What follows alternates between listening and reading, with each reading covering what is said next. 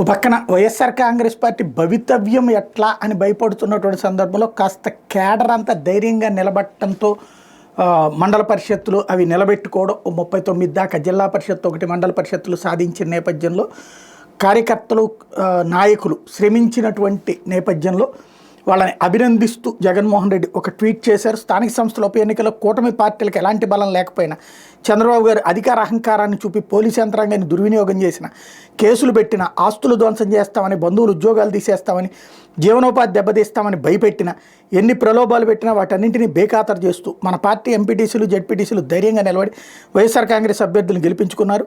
విలువలకు విశ్వసనీయతకు పట్టం కడుతూ ప్రజాస్వామ్య స్ఫూర్తి నిలబెట్టిన వైఎస్ఆర్ కాంగ్రెస్ పార్టీ ఎంపీటీసీలు జెడ్పీటీసీలు నాయకులను చూసి గర్వపడుతున్నాను. క్లిష్ట సమయంలో వీరు చూపించిన ధైర్యం పార్టీకి మరింత ఉత్తేజాన్ని ఇచ్చింది. ఎన్నికలను సమన్వయపరుస్తూ గెలుపునికి బాటలు వేసిన వివిధ నియోజకవర్గాల ఇన్ఛార్జీలు, జిల్లా అధ్యక్షులు, రీజనల్ కోఆర్డినేటర్లు మరియు పార్టీ కేంద్ర కార్యాలయ సిబ్బంది అందరినీ అభినందిస్తున్నాను. పార్టీకి అప్పుడు ఇప్పుడు ఎల్లప్పుడూ వెన్నెముకలు అందిస్తున్న కార్యకర్తలకు నా హ్యాట్స్ ఆఫ్ అని చెప్పుకొచ్చారు.